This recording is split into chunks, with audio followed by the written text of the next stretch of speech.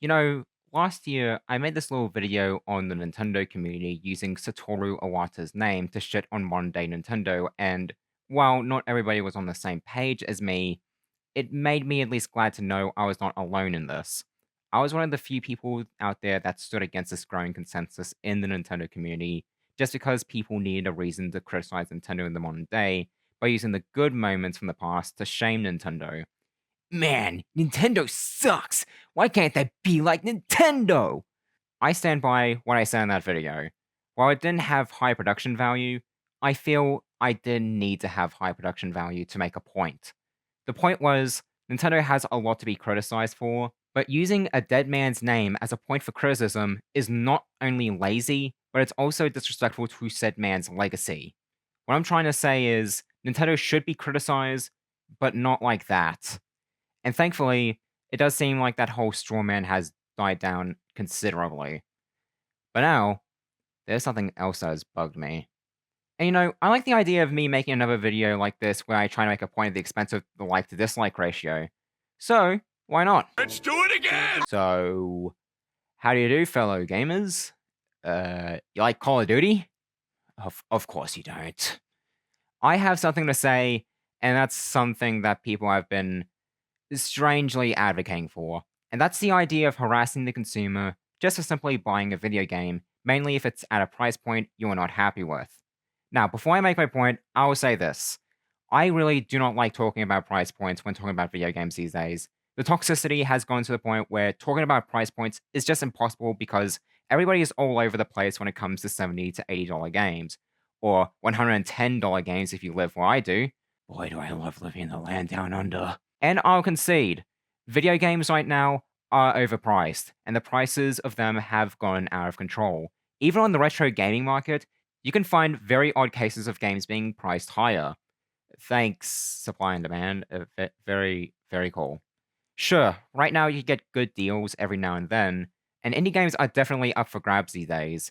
But for AAA, it's unlikely you'll be seeing a good deal these days, and it's just unfortunate that people are getting priced out of buying video games. Not me, though. I'm lucky enough to still have my PlayStation 3 with me. Look, I bought Heavy Rain. Look, I bought it from the meme, okay? So nowadays, it does feel like unless you have an older console beforehand, getting back into gaming right now just isn't feasible right now unless you have the money to do so. And a lot of people seemingly don't. And nobody's willing to get a second job right now, and it doesn't feel like anybody wants to be paying that much for video games, which is understandable, but also sad because it doesn't feel like these games are justifying the higher prices to people, even if they are at the very least good. We are legit getting to the point where people are celebrating a Yoshi game being $60, even though people will very likely hate that price point when the game actually releases as far as long as Sonic Forces, in which case, people will hate that it's $60. But regardless, video games right now are overpriced, and it's hard to find a deal these days, and companies are not doing a good job justifying the higher prices of these games. Alright, you agree with me? You listening to me? You like the fact I said that video games are overpriced now? You do? Good! Now, close your ears. I'm going to offend you immediately right now. Stop harassing the consumer already, you dumb fucks. The growing consensus I see online, ever since the price of Pokemon Fire Red and Leaf Green, was that people actually need to harass the consumer just because people will get better deals. The logic and argument goes like this.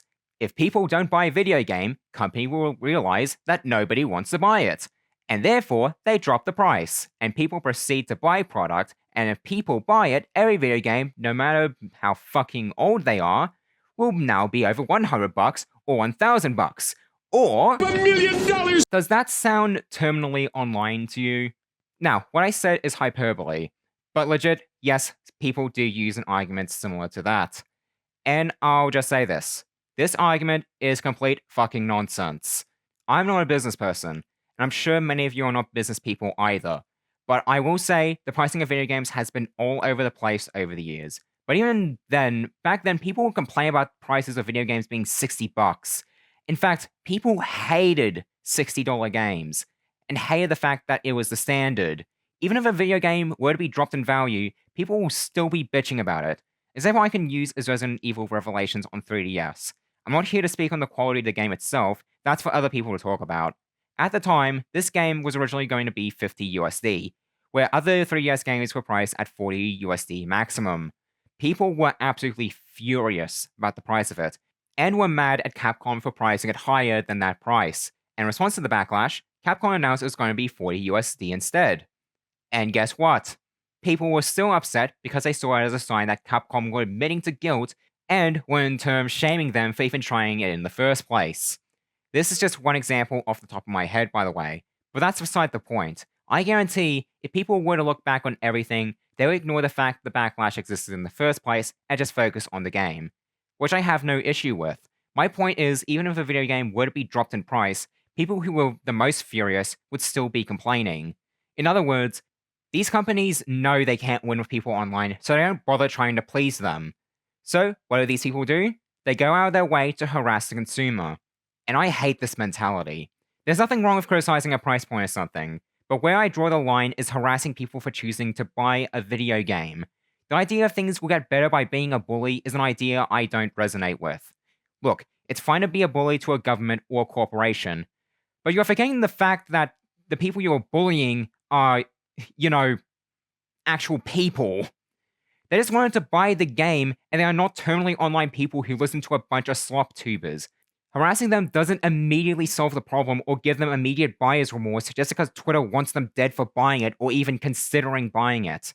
This stems back from the vote with your dollar mentality that people started using when the Switch 2 Direct ended, and people were livid at the price point of it, and Mario Kart World being an $80 game.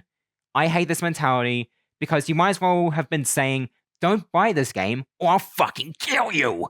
Which, hey, these people are going mask off and acting like they are in the right to do so, so good job, guys. You finally admit the issue is people buying something you wouldn't. And like I said, I don't like how things are priced either. But none of this is productive in the slightest. Like, why should you care if somebody buys this? Do you need to let people live rent-free in your head this much? Why do you care that much about how people spend their money? I'm really tired of people trying to justify harassing the everyday consumer or guilt-tripping them. If there's one thing I think should be defended, it's the freedom of choice for the customer. If you don't want to buy something, you are within your human right to do so. What is not in your human right to do so is to harass people for not doing what you are doing. You don't know everybody you meet, and you aren't going to come off as a likable person for doing so. All you are doing is making people upset at you for being an asshole. And if you think you genuinely have no option left to bring the price down, here's some advice for you. Get over yourself and chill. Look, I love video games too, but you need to stop going online and harassing others just because they are not like you. I hate the whole holier than thou mentality everybody has adopted. I know that sounds ironic considering this is coming from somebody who is telling you to stop harassing people. But I'm not doing this because I believe I'm better than anybody else. I'm doing this because I'm tired of people harassing others. Because it's not going to make people stop buying video games or trade in all the overpriced video game stuff they bought back into their retailers and force said retailers to ship it back to the console manufacturers, the message you left the person you harassed on Twitter, all of a sudden making the companies have a sudden change of heart and become consumer friendly again. That's not how this works. I want gaming to be better too, but not like this. And if you genuinely can't afford video games and feel tired of how things are, then I don't blame you. But if you're going to be mad at somebody, be mad at the corporation, not the consumer. And hell, if you want to, tell them to go fuck themselves and pirate every single game in existence. I don't fucking care. You likely have a gaming PC capable of running a PS5 game and like a bajillion different Minecraft mods with shaders and realistic graphics. Basically, what I'm saying is, guys, you can hate the price of games right now all you want, but just know this. Harassment is going to get us nowhere. If anything, it's just going to make things worse. So please, get a grip and stop acting this way.